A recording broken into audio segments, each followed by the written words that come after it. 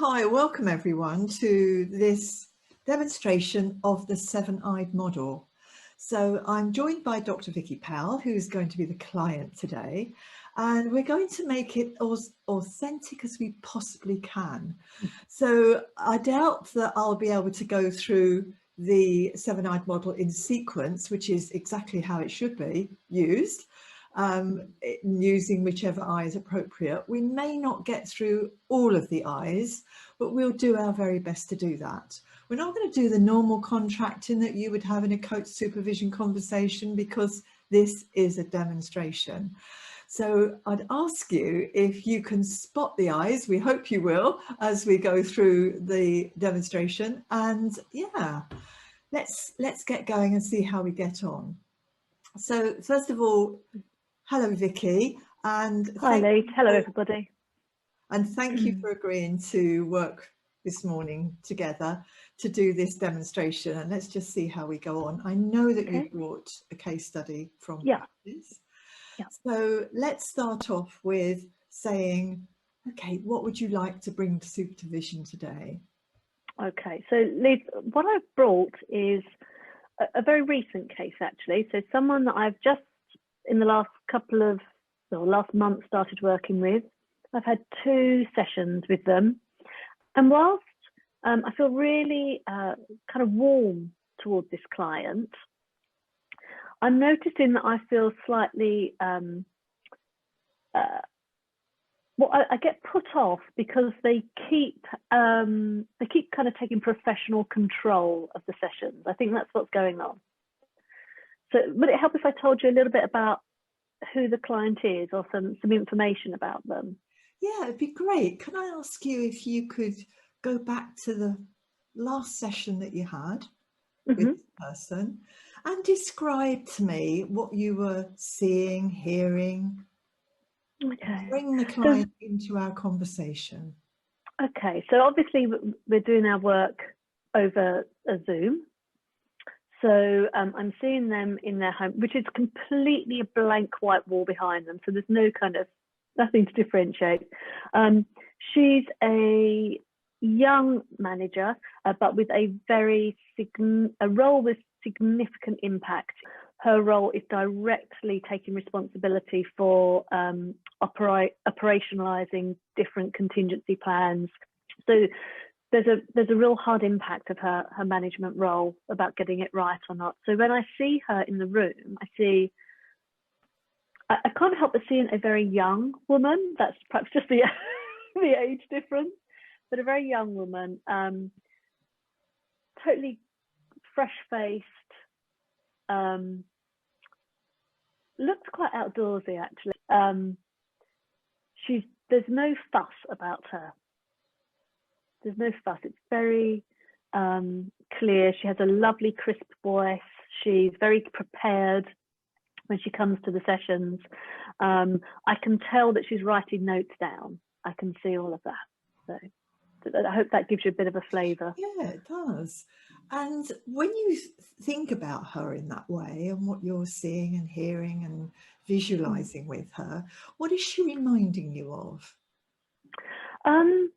That's a great question, actually, because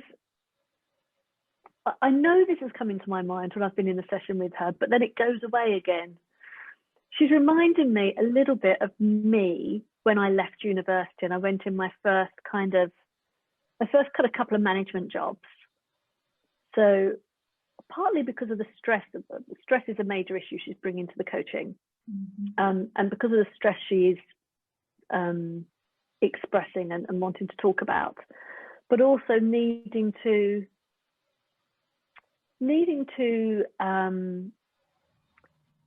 get everything right, I think is partly what's going on with her. She's wanting to get everything right in this quite demanding environment, to prove herself, to prove to her family she's done the right thing, to be successful, to look after the people around her. And she's wanting to do that in this what is really quite a corporate environment. And yet I don't think corporate environment is necessarily where her heart is.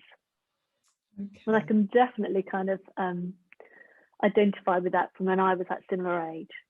Okay. So now you're talking about the environment. What else Mm. have you learned about the context and environment in which she's working, the wider system?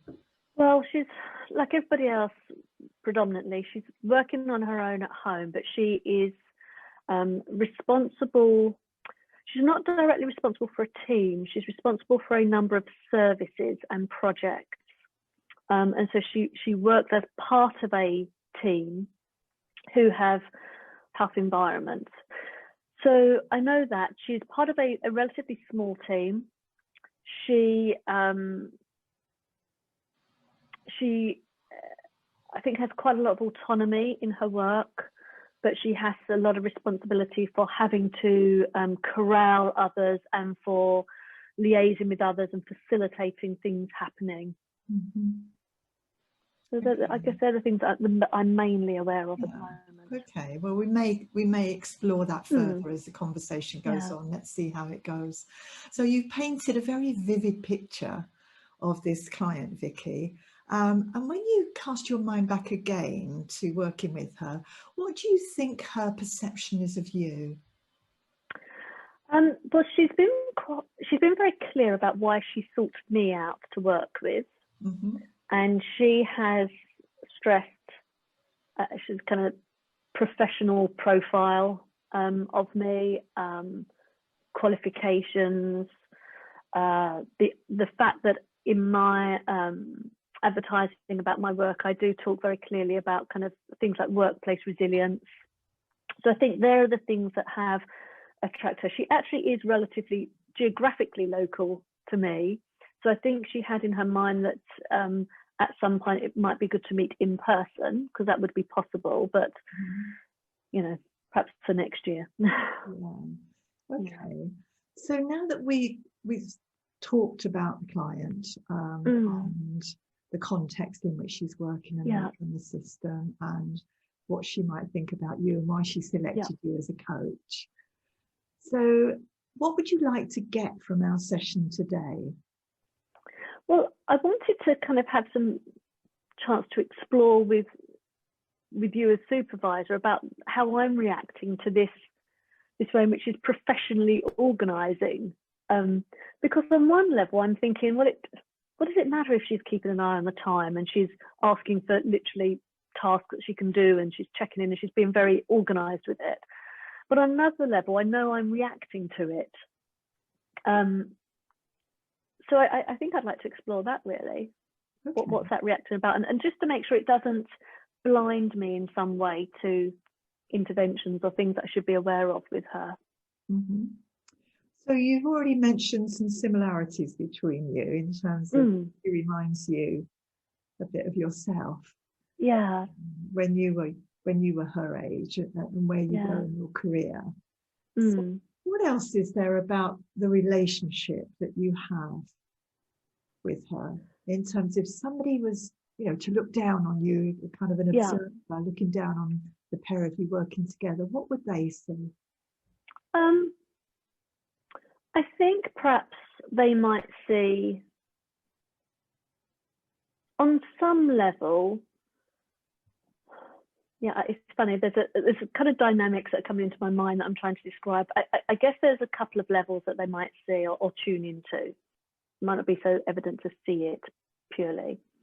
I think there's this very kind of professional to professional part they would see, where we're both trying to kind of collaboratively work on finding some better solutions for her and validating her experiences. She becomes tearful, but in a very quiet, minimalist way, and she becomes quite apologetic about it. So I'm trying to make that, that's fine. We get emotional, and it doesn't mean we have to stop kind of working, or that, that's the thing we have to absolutely tune into. It's just in the moment. So we try and kind of keep it on that nice level.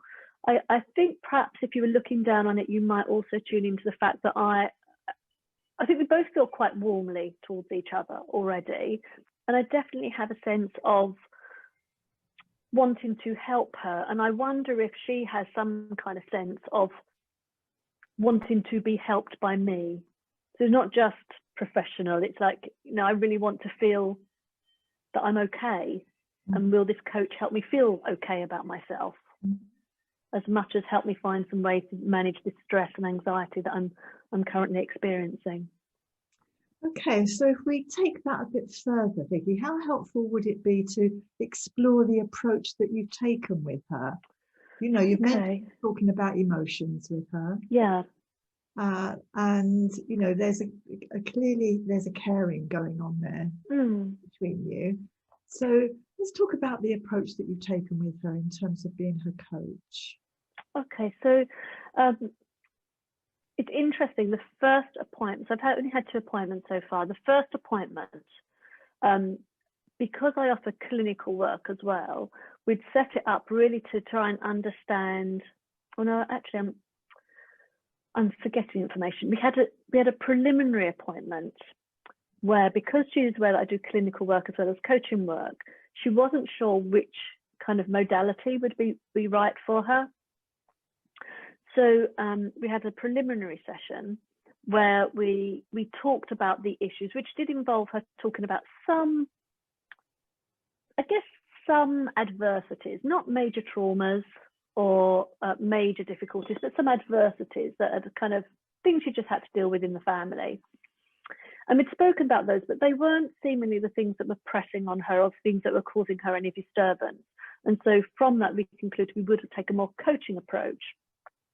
But because we were conscious of this emotional level that was going on, we have particularly adopted a cognitive behavioural coaching approach.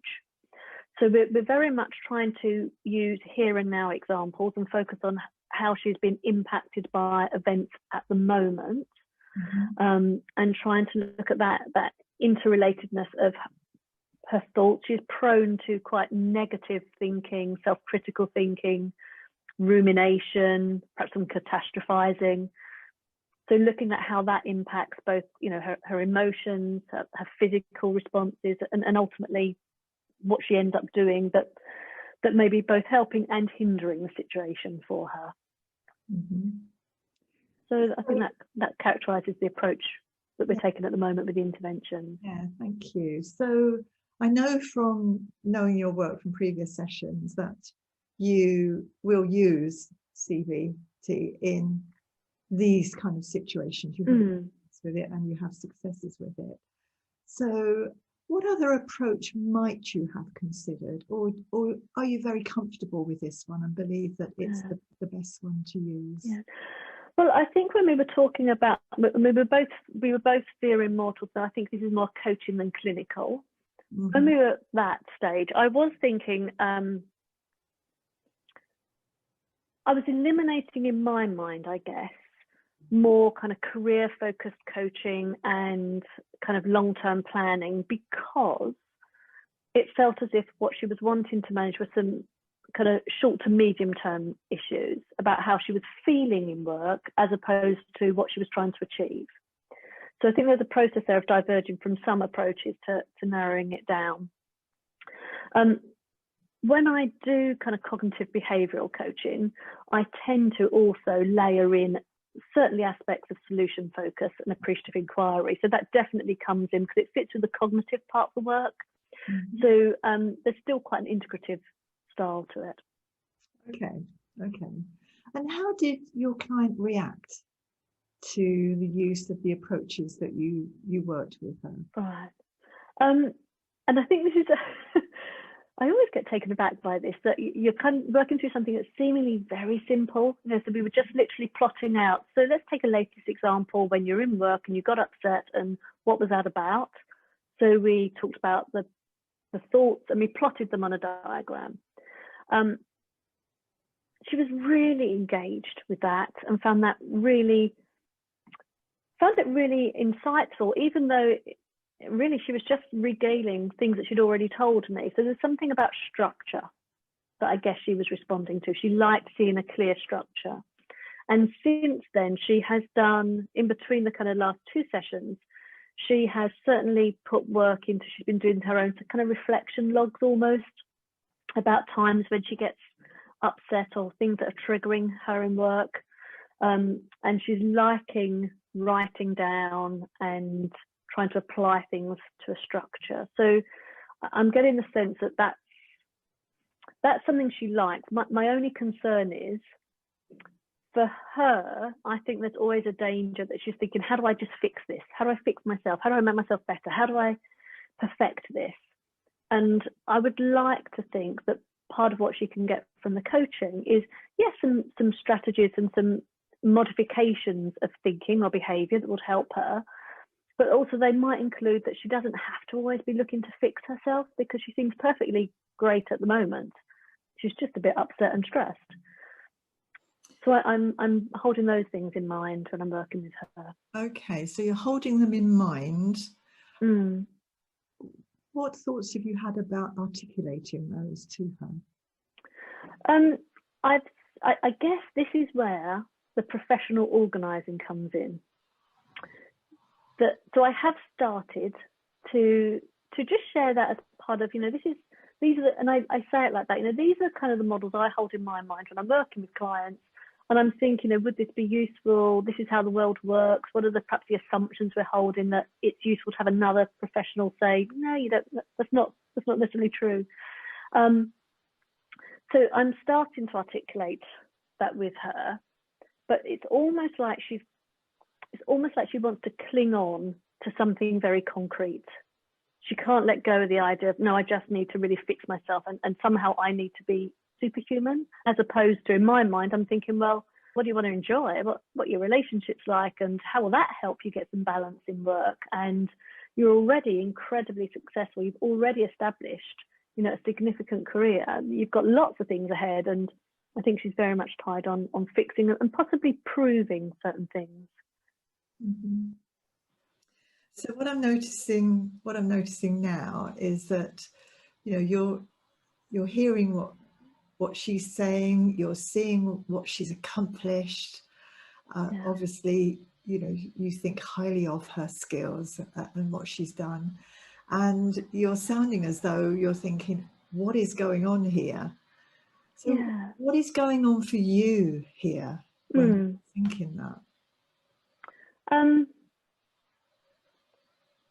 So the way I'm seeing it and experiencing it is that I think she's got pain, and she is trying to avoid that pain by fixing things to be even better version of herself.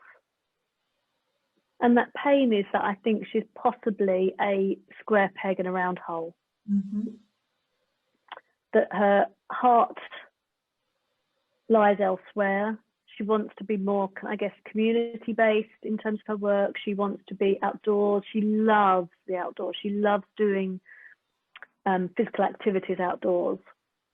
And I think she's almost like, as I'm saying this, I'm realising, it's almost like I see her as a bit of a caged bird at the moment. And that's perhaps what I'm relating to when I'm working with her. So rather than, well, how do we just make the cage better?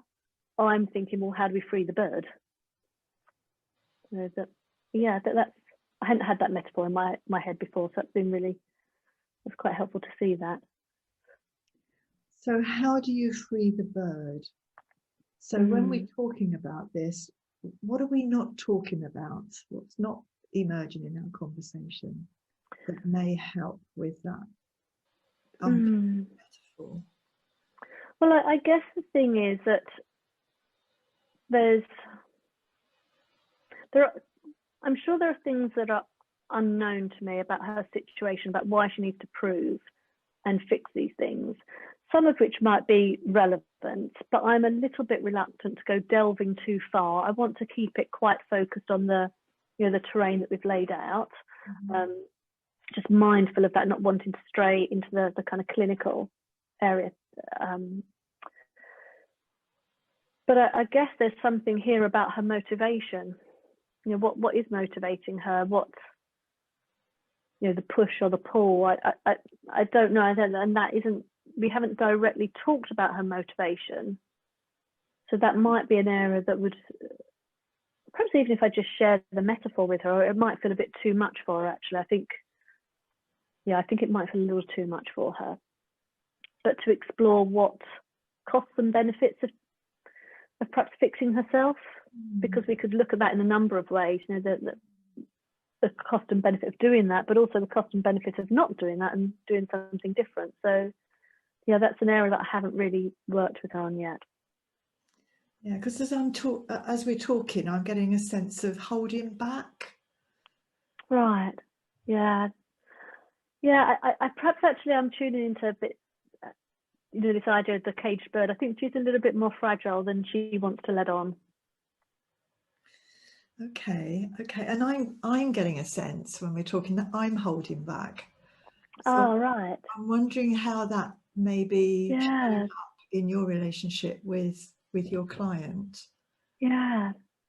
I don't know. I mean, I am aware that there's a sense of almost like I want to go and mother her a little bit. I want to say, do you know what? You seem just bloody amazing, really.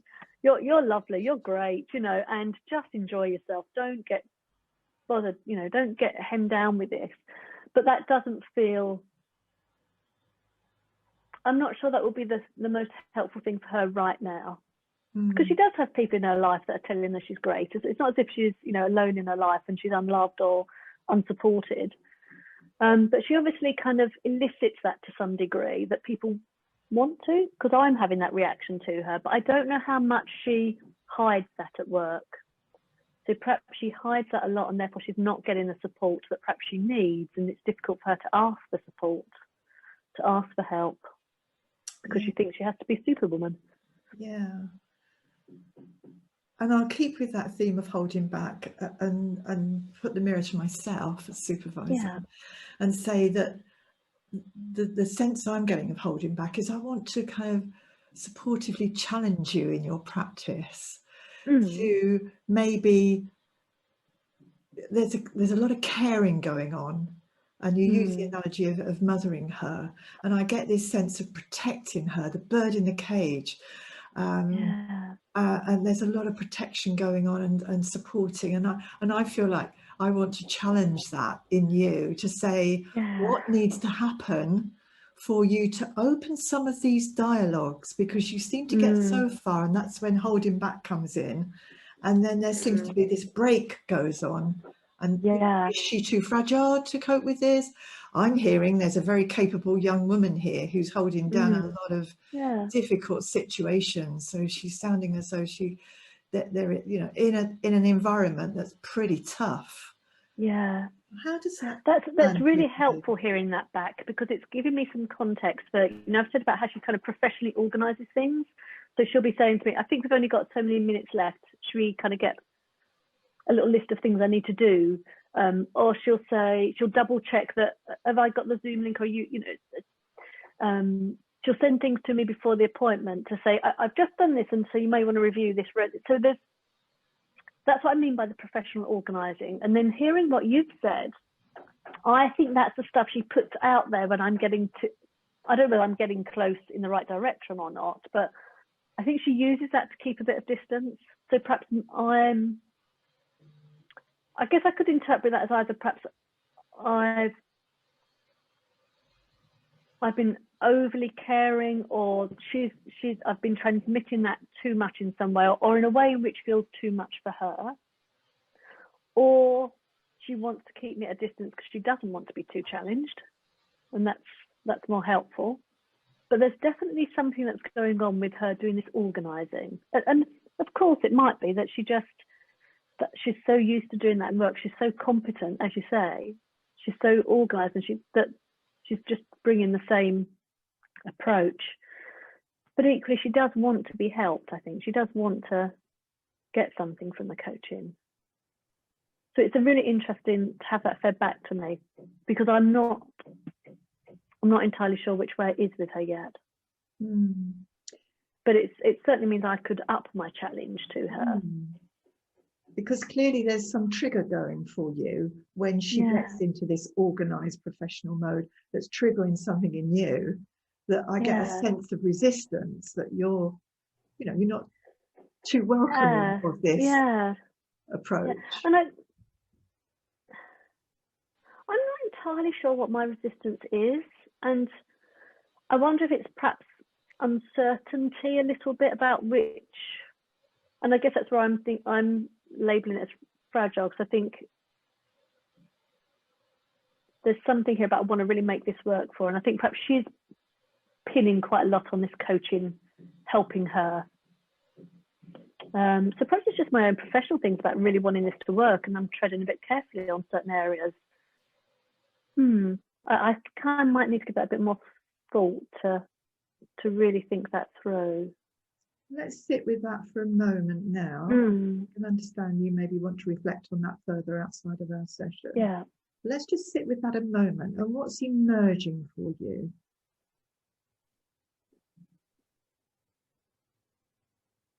Well, it's something completely outside, really, of this particular client case study.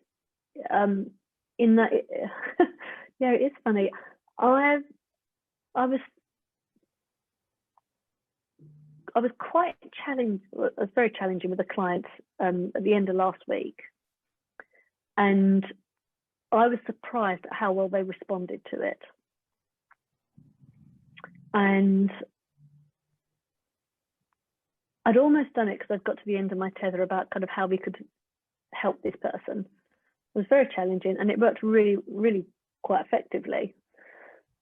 And it did leave a kind of a trace of thought with me since then of, have I got into, because I always used to think I was really, really quite a challenging person in my coaching, and I would get that feedback. And yet something recently was making me think, oh, perhaps I've become less challenging. And I'm not entirely sure why that is, but I think that would be an accurate reflection at the moment, that in my coaching work, I've perhaps become a little less challenging for some reason. And I hadn't thought about that necessarily in context with this client, but it could be very relevant to that.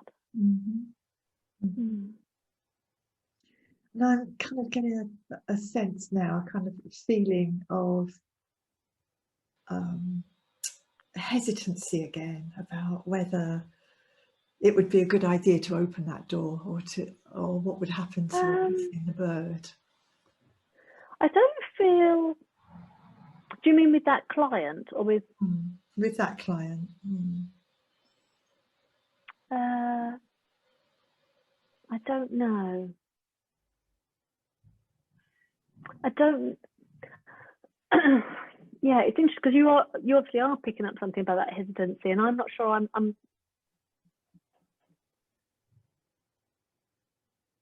I can name what that hesitancy is. I wonder if there's something here about,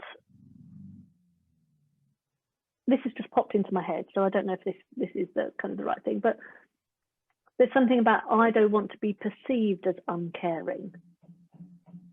And there may have been just perhaps the direction of my work recently, or the nature of the cases I've been working with, or the coaching kind of clients, that I've somehow strayed more. I think, you know what it is, I think in that quite a lot of my recent work, there's been so much that's been achieved through the quality of our relationship, as opposed to the quality of the particular coaching tool or the actions they take, or there's been so much achieved through the quality of our relationship, and it has made massive. I've been able to kind of help people have some real insights because they've been able to relate to me and have me relate to them differently than they've experienced. And that's had such a good impact. I think perhaps in this case, I've been relying too much on the relationship to be part of the work, and not enough on the structure and the kind of, well, the structure of it and the model of it, the processes of it. I think that would be, and there I can see where the hesitancy might come in, because yeah, I just need to kind of do a little bit more brain ache work on that and shift my brain a little bit differently for the work. That's all. Okay. Yeah. So as we're having this conversation, Vicky, about what might be going on in your practice, is there anything from here that is happening between us that you can sense is happening between you and that client?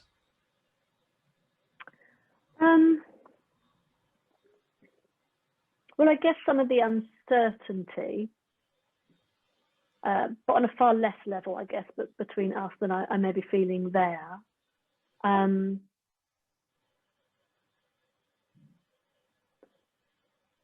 Yeah, it's interesting. This client has talked a lot about the drive to please others in her work, and I'm sure I have that as well. And whilst I don't feel under any scrutiny with this supervision, because you've supervised me many times and I've always got so much from it, it's not a problem for me. But I guess it does always put you a little bit under the spotlight, doesn't it? You feel that kind of, do I want, am I doing the right thing? Who is it I want to please? Do I want to please people? And I think perhaps just even being in the supervision context brings that out a little bit. Okay. Yeah, so I guess I relate to that. So hold that for a moment and think about the issue that you brought today around this professionalism and this organisation she's bringing.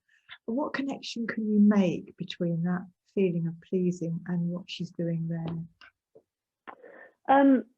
Well, I guess she might be trying to please me and to show how professional she is and how capable she is.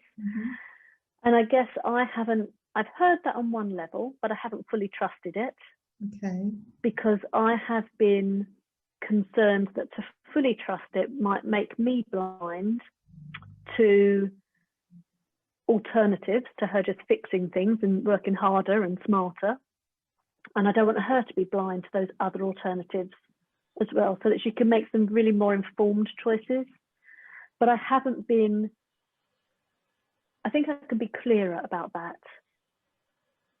So, this process of talking it through today is really helping me kind of get some more clarity in my own mind. So to be kind of quite clearer with her about, and bringing in some more,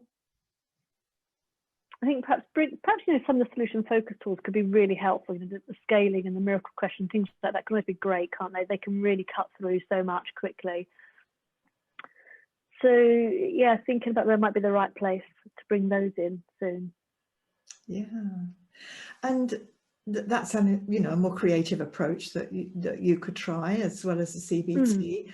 And if we stay in that realm a moment and go to that wider system of trying a miracle question that takes us somewhere else, what else can you gain from just taking yourself now into the wider system beyond you and your client, beyond you and I in this conversation we're having today, and just sense what and those situations, but what can you draw from that wider system that could perhaps inform this conversation about maybe if we just focused on being a pleaser for a moment?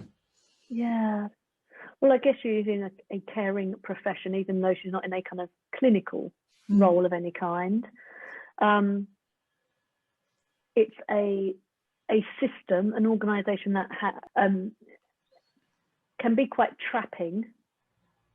There are so many protocols. It's such a large organisation. There are so many protocols, so many people you have to please in different directions. Well, that's interesting, isn't it? So many people she has to please in different directions. Yeah, perhaps really kind of acknowledging quite how many people there are for her to please when she works in that context, especially because her job kind of straddles two parts of it. Perhaps even mapping that out a little bit with her and seeing who she's trying to please and who perhaps she needs to please, and where that might be able to shift at times, or where she could differentiate that. Okay, so given all that we've spoken about in this session and what you brought to the session, Vicky, to explore, where are you now with this situation? Well, firstly, that's really helped. It's always good to have the space to kind of think it through, but there are quite a few things coming through there that I had not given any consideration to before. So I think I want to keep that metaphor at the back of my head and perhaps at some point test that out with her. I definitely want to kind of do a bit more reflection for myself after today and in readiness for her next appointment around challenge. And that last bit that's just come up about perhaps widening the focus about where she's needing to please and how many people she's trying to please, and just the draining effect of that, and perhaps the impossibility doing that perfectly. So I think those things are going to be really, I'm sure there's a couple of other things in there as well, but those are the three things that are foremost in my mind at the moment that I want to kind of go and write down and have ready for when I'm next seeing her. Thank you. Well,